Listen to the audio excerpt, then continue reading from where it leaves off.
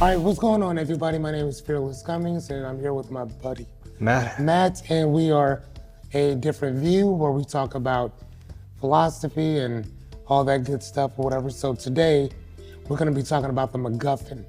So I'm going to let Matt kind of explain what that is, and then we'll talk about it from there. Go ahead, sir. Yeah. So the MacGuffin, is a sort of film device. You might know about it. It's popularized by Alfred Hitchcock. What it is sort of any arbitrary object that you'll see in a movie that moves the plot along. Same with, it could be in books or stuff, but it's particularly common in movies. You might think of like the Ark of the Covenant in Raiders of the Lost Ark. It's an arbitrary object, moves the plot along. Alfred Hitchcock was the one that popularized it, and he told the story this way. It's like two Scottish guys on a train, right? Scottish guy one says, "Hey, what's in your bag there? Right. You got a mysterious package. What's in your bag?" Yeah, right. And he says, "Well, it's a MacGuffin." Gotcha. Okay, what's a MacGuffin? He says it's a what do I say? It's a device for catching leopards in the Scottish Highlands or something like that. Okay. Or lions maybe. Gotcha. I don't know. And he says, okay, well there are no lions in the Scottish Highlands. And he says, okay, well then it's not a MacGuffin, right? The point being, the MacGuffin is really nothing at all. Right. Yeah. So think of the ring in the Lord of the Rings. Yep. You've got, okay, maybe if you are nerd enough to read all the books, then you might okay. That was good. You might naysay me here, but in the movie, if you're just going by the movie, you have this ring that's supposed to convey the power to rule the whole world. Yep. And how does it do that? Right? It's not clear at all in the movie. It never talks about it. Yeah, all it does, it turns him invisible when he puts it on. That part. And then he can see ghosts that stab him. Right? That's like all, and like, how is this supposed to make you able to rule the world? Nobody really knows, But hold on. But we're also missing the part about Smeagol. The desire. Yeah. It's through desire. Of the ring.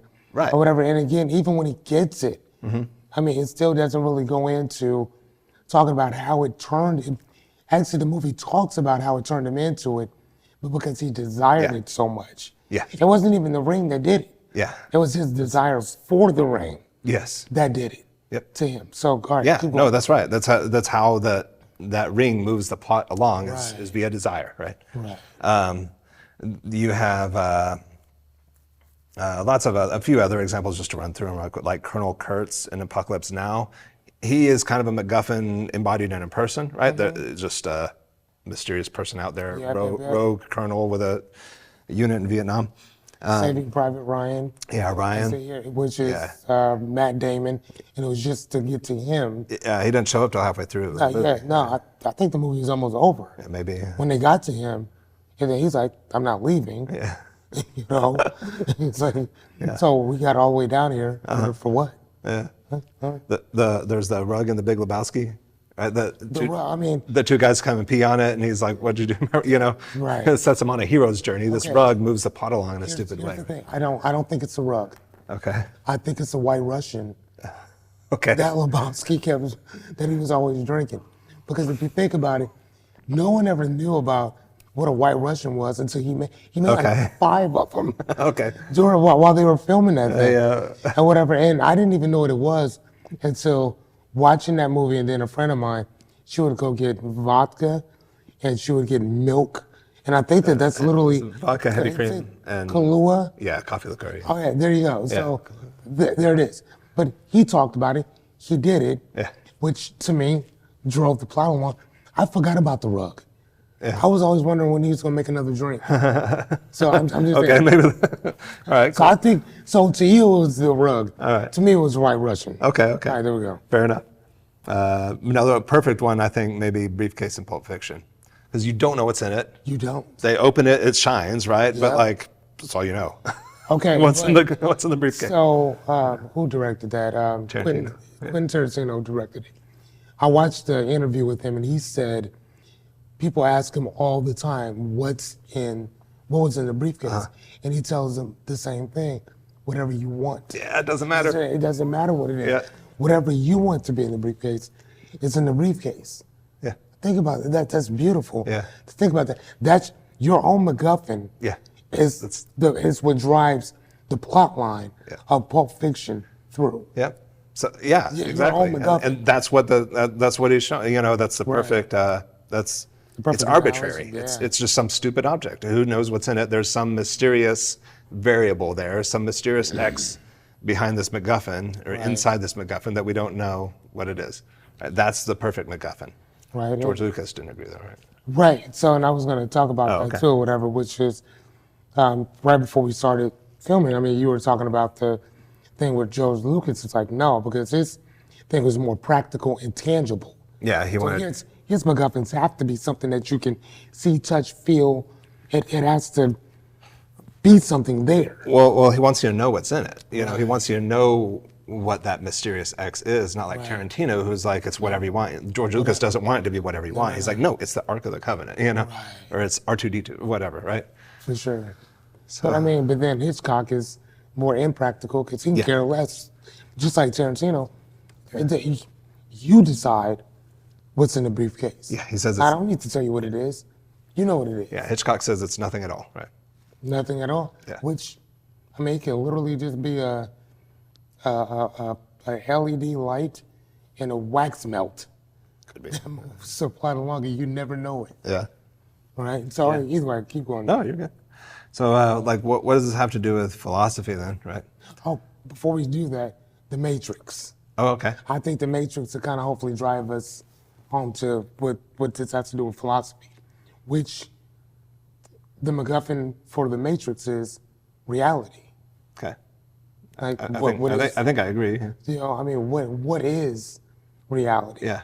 Right. So, and what side of reality are you standing on? Are you standing on the one where you took the red pill, or the reality that where you took the blue? So they're hoping to be. They're both saying that this is reality. Yeah. Right. Yeah. Well, they're hoping to be like one with reality, aren't they? I don't know. In a way, like I want to be immersed in the real reality, right? Right, but I mean, which one is the real one? I mean, if you're laying on a ship that's 2022 or something like that, and they've scorched Earth because of AI or artificial intelligence is what they said it was, then that's reality. Yeah. But then the people that are sleeping in those spots, they'd have no idea one way or the other. Yeah. They still got to eat. They still have to drink. They still fall in love. They still got to go to school. So whether they're in Zion or they're in the sleep world, it's all reality. Right? They wouldn't know the difference. I mean, I guess until you wake up and you see the pods for yourself. Yeah. You know? Yeah.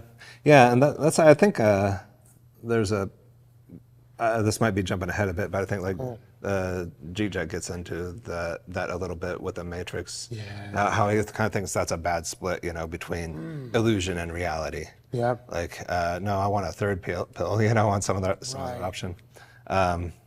Maybe to be immersed in the fantasy while knowing it's a fantasy or something like that. Right. You know. Like kind of like being involved in the magic show. Or like, but you know it's magic. Yeah, yeah. You know that this guy's just an actor, but he's pretty good at what he does. Yeah. So you can objectively look at both dichotomies for what it is, as opposed to seeing it just from a black and white era. Yeah. Yeah, and just like we were talking about with Nietzsche, though, and going back to Kant, actually, like, isn't seeing it for what it is, that phrase itself, is that not something, some unreachable MacGuffin, some unreachable mysterious X, right? What it truly is. What it's true, right? Especially if you're looking at it from the senses, from our senses, because it's always, what is it? They say that our senses do three things: delete, distort, and generalize. So if we're looking at it from that standpoint, then you're gonna miss something. You're gonna assume that one thing is something else when it might be entirely something else, and then you're not even gonna see what else is there because that's not where your mind's not set up to even look at it like that. Yeah. Kind of like us looking at what is that? Oh my God, there's certain colors in the rainbow that we can't see. Yeah. Ultraviolet colors or whatever, you can't see those at all. Yeah. Except if you use a certain device or MacGuffin Yeah. to see it. Yeah. You know what I mean? So, but go ahead. Oh, that's good. Okay, so yeah, what does that have to do with philosophy? Like, we're kind of already onto it, right? But there's a concept in Lacanian psychoanalysis. This comes from Jacques Lacan. He's a French psychoanalyst, 20th century. I don't care to be a psychoanalyst. I will never charge somebody to be on a couch and while I'm taking notes about the things they say. I'm not interested in that, right? But I am interested in some of the theoretical implications of that. Right? Give me an example.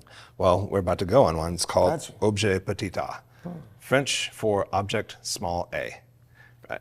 Object small a. Gotcha. And A is, the French word autre starts with an A, meaning other. So that's kind of why he picked that letter. But let's look at that A as something like a variable. Okay. Like a mysterious X, a little small a. Okay. This for him is a representation of the object cause of desire. Okay. Right? So the object of our desire, whatever it is we desire, like say a ring from Lord of the Rings. Okay. So what is it about the ring, right? The question that formulates it perfectly, I think, is what is in the ring more than the ring itself? Right. Yeah. So this, what is in the ring more than the ring, is that sort of mysterious X that we're trying to get to, that mysterious variable that we're just like, when we desire something, and we never, ever go, okay, I have fully achieved my desire, right? Because what it is always something in it more than it really is. Yeah. So we get the car we wanted, and it's always going to be not quite it eventually. You know, you might be happy for a month, and then it's like, I need a different one. Like, there's always something more to chase, right? Yeah. No matter what you get, there is always something more to chase. And that's that's because, as Lacan says, like, that true object of desire is desire itself. I think I'm quoting him right. Right. So some Lacanian's going to tell me otherwise. Yeah, But it's all right. but yeah, it's desire itself. Although it's always filtered through some object. You never directly desire. It's always via a ring, or via an Ark of the Covenant, or via a rug, or via a White Russian. So this is what drives our desire, is some stupid, mysterious variable. What the hell is in the briefcase? So, but you know that desire also, for the most part or whatever. So, looking at this from a life coaching standpoint, so one thing that I get through when I'm talking to clients or whatever is that normalcy, for the most part, has a time stamp to it. And that time stamp, for the most part, is usually 90 days. Okay. So what do I mean by that? So you get that brand new car, right? You're gonna love that car for about 90 days. And if you think about, like, even in your house, you have to change your furniture around, change things around every so often because Because it normalizes. because it starts to normalize, and then you start getting bored with what's normal. And then you gotta go in and interject with something new. Now, some people will car-wise, within that 90 days ago, get the windows tinted or put a different air freshener in there, change out the rims, whatever, They'll do something to their car to kind of make it stand out a little bit more. Yeah. Or some people just can care less one way or the other. Right. With my vehicle, what did I do? I got certain things powder coated, which means I've got it a certain color. Okay. I got it wrapped on certain things, right? Yeah. But that works for me. But guess what? Now that's starting to get boring too. Yeah, sure. So now eventually I'm thinking about taking all that off and just going with the regular black and white. Yeah. Right? Because I'm bored with what I've already done with it. So again, going back to normalcy has a It has a Yeah, timestamp. like it's gonna happen. It's going to happen. Yeah. So, but the one thing that you and I talked about on Saturday, which man, we should really touch on this, is when we usually get what we want, that desire shifts Yeah. and goes somewhere else. Yeah. Because now you have it. Yeah. Now it's like, Yeah, it's like, well, that's not what I wanted. that's not what I want. Yeah, yeah. Like you said before, though, but that's the MacGuffin within itself. But not only that, Yeah. that's the little A Yeah. that consistently keeps you wanting or desiring more. Yeah. Yeah. So therefore, you're always desiring something, Yeah, and once you get it, it's kind of messed up. Huh? like you don't, and it's not that you don't appreciate it, because you do, Mm-hmm. but once you got it, Yeah. and you've played with it for 90 days or however long that person's threshold is, Yeah. eventually you're gonna get tired and then go on from something else. Yeah. So what do you think about that? So I think it turns us into something like a dog chasing its tail that really doesn't want to get its tail, you know? Oh, what about that that snake, that Ouroboros. what is it? The Ouroboros, the circle snake, right? Yes. Eating its own tail. Eating its own Okay, tail. but yeah, I guess the point is it's never satisfied, right? Never. And except it is in a way. He was So it's the failure if we're the dog, you know, if we're the dog chasing its tail, it's the failure of the dog to catch its tail that generates the satisfaction of the activity in the first place. got you. So it's like we're circling around some mysterious variable that we can't ever quite get what it is, you know? Right. And we can never just go, yeah, I got it.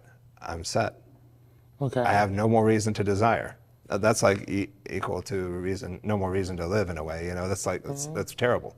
So then what we have to do is maybe it's not like we desire itself so much as we desire to keep on desiring. Yeah. Right. And that's the pain of that. It's kind of sick. It's kind of messed up. But it's that failure that generates this sort of satisfaction of life. That's like the spice of life is that is repeated failure. You know. So then that also, and again, coming back to when you and I kind of discussed, again, from a life coaching standpoint, talking to people and working with different people, and I kind of like, I love this ideology because it also creates the answer, or I guess the problem, if you will, of why we self-sabotage so often. So as a life coach, are you ever going to go to somebody and be like, look, you just like failing. It's just. I mean, you know, sometimes I think you have to. Okay.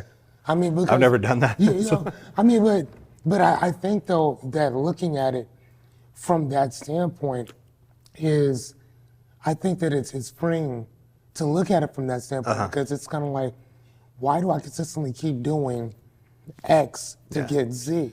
Yeah. Well, it's because of the Y factor. The satisfaction I get You from have the satisfaction that, like, and I'll give you an example in my real life. Okay. So there's this show on HBO. I forgot the name of it. It stars Dwayne "The Rock" Johnson, and he's like this ex-football player. Okay. But he becomes an agent. And there was like this last season. There's like 5 episodes left, Okay. and I refuse to watch those 5 All right. because I know once I watch them, it's over. Yeah.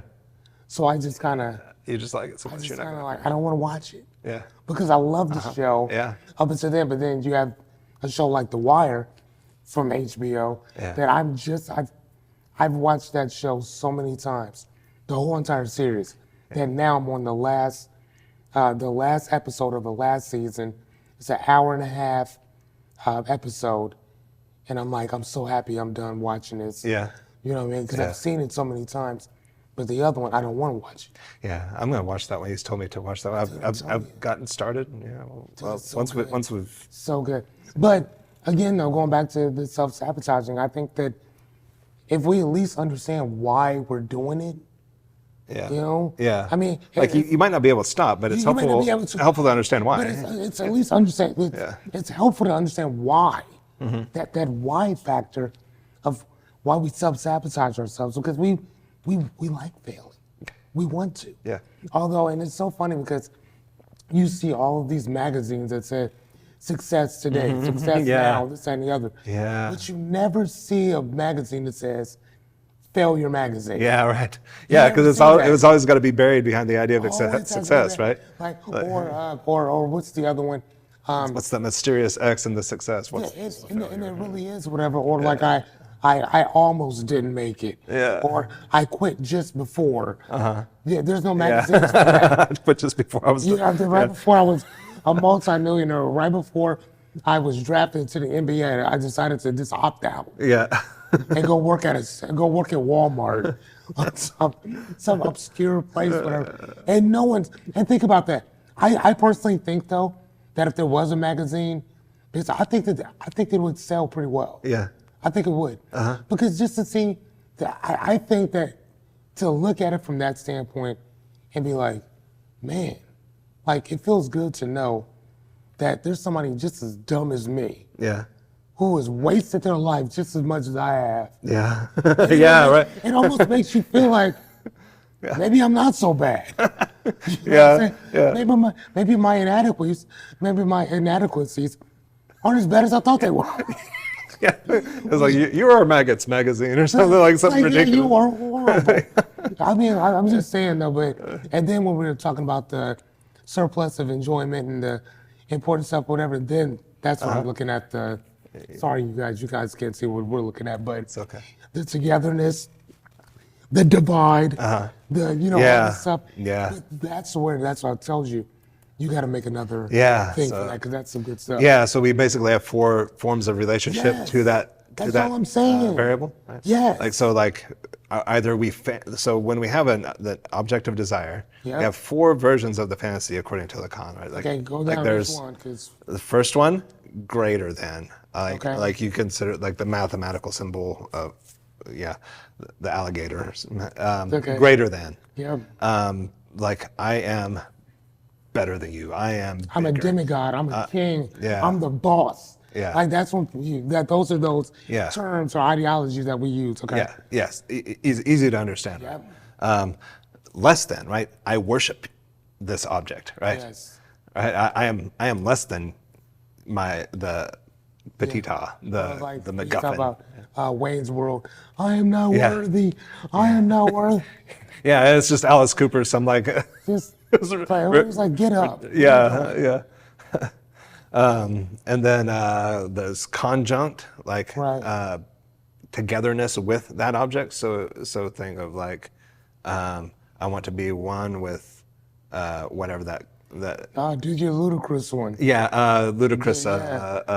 The song number one spot. Number right? one spot. Yeah, he wants to be one with the number one spot. He wants. Yeah. It's like, and to do the opposite, to be like, oh, that number one spot, that ain't shit. Like I don't care about that. Right. Yeah. That would be the disjunct. Right. That would be the 4th version of the fantasy. Like I don't care about that. Right. But that's part of the fantasy is to not care about it. Huh. Yeah. That's part of it. Yeah. It's to not care. But that's one of the versions. That's one of the ways that the okay. fantasy plays out. Okay. It's like I don't care about you, or I don't care about this, right? Discard it. It's garbage. Who cares, right? That, and you've seen people like that's the sour grapes thing. Like I don't want your sour grapes anyway, right? Yep. You've been trying to get them this whole time, though, right? Right. Right. So that is the 4th, way that this fantasy plays out. So this is obviously it's kind of messed up. It puts the person, the subject, sort of fundamentally at odds with itself, right? I am fundamentally at odds with myself in this way, right? It's kind of twisted. There's not much you can do to get rid of that. I don't think there's anything you can do to get rid of it until for the rest of your life. But there is something practical, I think, about seeing it in action, sort of catching yourself. Yeah. And being able to make some pragmatic choices from there, maybe. But I think that's about the best you can hope for. But we only have a couple minutes, so I wanted to go into a little, couple political examples. Go ahead. So one I thought about, I was like, what are some examples in politics? And I'm just like looking through news. I'm like, oh, you know what? Like the deep state. This is a MacGuffin, if there ever was one, right? Who is it? What is it? It's just some mysterious. It's the people working in those offices or whatever, right? I mean, you meet them and they're just like regular people. It's like, oh no, it must be someone else behind the scenes. and you meet someone else who's their boss, and they're like, oh no, that's just a regular person too. Yeah. Maybe there's, it's a never fading sort of thing. It's like it's a MacGuffin. If there ever was a MacGuffin, the deep state, I think, is a MacGuffin, right? Okay. And what does it do? Move the plot along. It moves the narrative along. It moves the hero's journey along. Okay. And so we can fantasize about somebody as a hero, right? So then, Come save us from it, right? okay. So then, but who is the deep state though? That's the point. It's nothing at all, to quote Hitchcock, right? Okay. It's a MacGuffin. But who do we think that the deep state is? I don't. I see it as a MacGuffin in the news. Okay. I mean, but okay. So like, would they say that Nebraska is the deep state, or would they say that like the southern states would be more deep state? Oh no! They're talking about no. It's a Or is political. it just a particular term that they use? Yeah. You'll see. Just Google it. You'll see when we get. Yeah. Okay, yeah. Because it's a. Yeah. Yeah. All right. So but you also have the dollar. So The dollar. All right. So yeah, let's do that. The dollar, a perfectly abstract, has nothing in it at all. It's just Not at all. the currency is like there's nothing to it. A paper nonsense, Yeah. right? That's why it works. That's why it operates. It's because it's a MacGuffin. It gives you that very question, like what is in this dollar more than the dollar itself, right? Right. And I mean, technically, nothing. There are answers to. I mean, labor. It represents. I mean, it's people's labor that gives it its value, right? It's what it represents, but Yeah. it itself Yeah. Right. is Right. It's not that you can burn it. Yeah. And it's not going to do anything for your economy Yeah. whatsoever, especially if you can go make more. Yeah. So there is something that gives it its value. There's a real to it that labor gives the dollar's value. Fine, but the way that it operates on our fantasy, it operates just like a MacGuffin, like just something that you chase. Because why? Right. So I think it will kind of end it on like that. So I think that kind of to answer kind of what you were just saying though is that people give the dollar its meaning. We give it that. Like what did I write there? That we create the meaning for what this thing is going to mean. Yeah. Or whatever. I mean, Labor does make it a commodity. The labor, right? But it's people that labor. Yeah. So it's not labor for labor's sake. Mm-hmm. I mean, we're talking about AI, that'd be a little different, but which we really need to touch on that next time. But anywho, we only have 10 seconds left. I am Fearless. This is my buddy Matt. We are A Different View, and until next time, see you later.